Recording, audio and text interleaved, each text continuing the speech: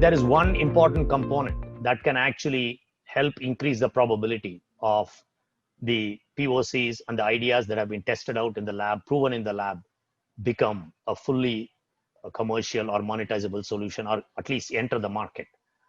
And that is kind of a what I would call as an ecosystem that the government, typically it's a policy driven ecosystem that needs to be built.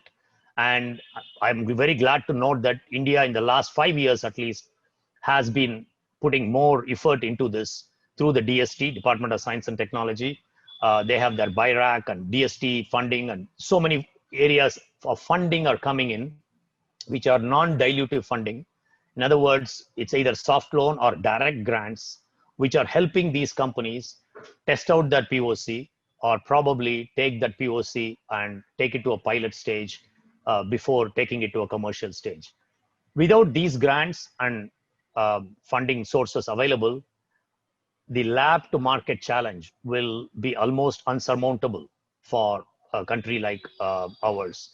If I can do a small comparison example, if you take US, which is the world's let's say the most innovative country for multiple reasons, but one of the vital reasons why US is so successful in coming out with newer technologies, especially in deep tech, is because of that superb ecosystem that they've built over the last nearly 80 years.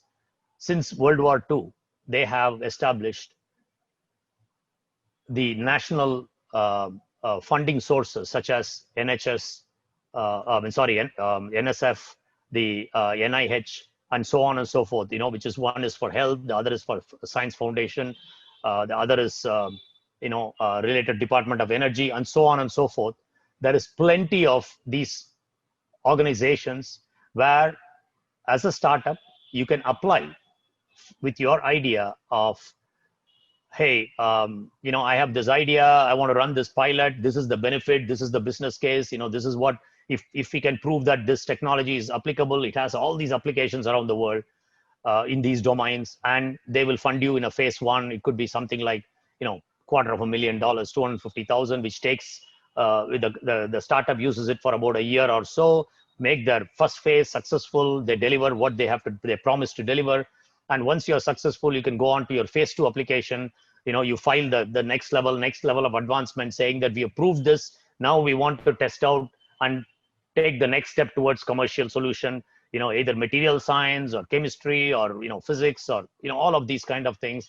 And typically a phase two funding can be anywhere from, well above 250K, can go all the way even up to $1 million, $1.5 million, depending on what type of, funding, what type of application and what type of solution it is.